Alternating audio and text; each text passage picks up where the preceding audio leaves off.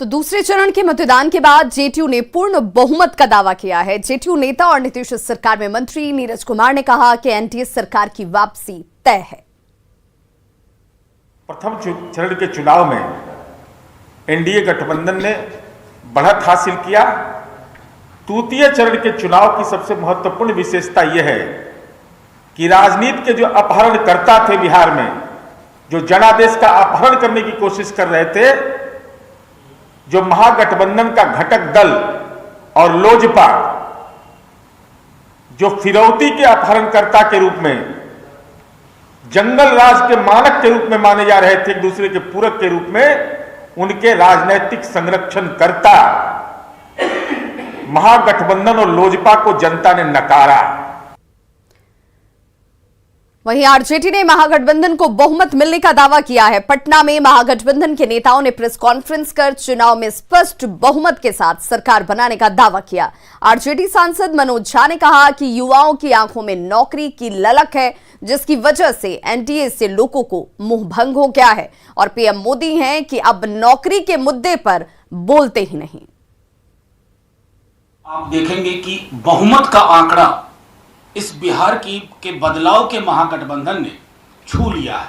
अब अगला चरण इस बहुमत के व्यापक उभार का चरण है। नौकरी पे प्रधानमंत्री जी बोल नहीं रहे हैं, बिहार को नौकरी की जरूरत है। वो जो युवाओं की आंख में चमक है इस अंधे कुएं में, वो नौकरी को लेकर के है।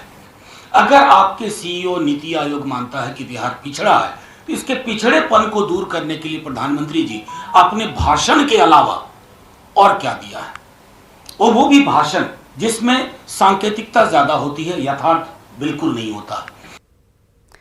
तेजस्वी यादव ने अंतिम चरण के मतदान के लिए मधेपुरा में जमकर पसीना बहाया। तेजस्वी यादव ने जिले में ताबड़तोड़ 4 चुनावी जनसभाओं को संबोधित किया और महागठबंधन प्रत्याशी के लिए जीत का आशीर्वाद मांगा। तेजस्वी यादव ने मुरलीगंज से शरद यादव की बेटी और कांग्रेस प्रत्याशी सुभाषिनी यादव के लिए वोट मांगा और इस मौके पर तेजस्वी ने नीतीश सरकार के कामकाज पर सवाल उठाए और सरकार बनने पर 10 लाख नौकरी देने का वादा दोहराया। लेकिन एक काम आप बता दीजिए जो हुआ, क्या गरीबी मिटी है? क्या भुखमरी मिटी है? पलायन रुका है? लालू जी के अलावा किसी ने कारखाना दिया है? मधेपुरा को लालू जी ने कारखाना दिया। और आप बताइए, महंगाई बढ़ी है कि घटी है? कितनी संख्या में यहाँ नौजवान बेरोजगार है? जरा हाथ भाई। तो ये हम मान के चले कि 10 तारीख को नीतीश जी एनडीए का विदाई है। दिल पे हाथ रखिएगा। ब्लॉक थाना जाते हैं तो बिना चढ़ावा दिए बड़ा काम हो रहा है। घूसखोरी बढ़ी है कि नहीं? जो व्यक्ति 15 साल तक कारखाना नहीं दे सकता, रोजगार नहीं दे सकता, गरीबी नहीं मिटा सकता, महंगाई नहीं रोक सकता, वो अगला 5 साल भी कोई काम करने वाला नहीं।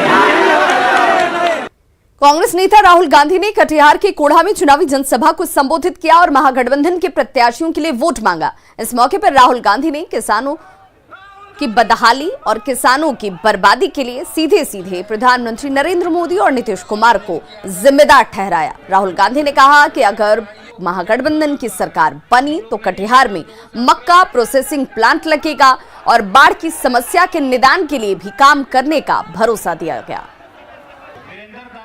जानता है कि नीतीश जी ने और नरेंद्र मोदी जी ने मिलकर बिहार को लूटा है, बिहार के किसान को मारा है, पीटा है, कुचला है, बिहार के छोटे दुकानदारों को नष्ट किया है। और अब बिहार के युवाओं ने, बिहार के किसानों ने मन बना लिया है, गठबंधन को चुनाव जिताना है और बिहार को बदलने का काम शुरू करना है। ये निर्णय आपने ले लिया है। मैं आपको यहां गारंटी देके कह रहा हूं, आपका जो मक्का है उसको प्रोसेस करने की फैक्ट्री हम यहां आपके लिए लगाएंगे। चाहे कुछ भी हो जाए, अगर हमारी सरकार बनेगी तो यहां मक्के को प्रोसेस करने की हम फैक्ट्री लगा देंगे। मधुबनी के हरलाखी में मुख्यमंत्री की सभा में शरारती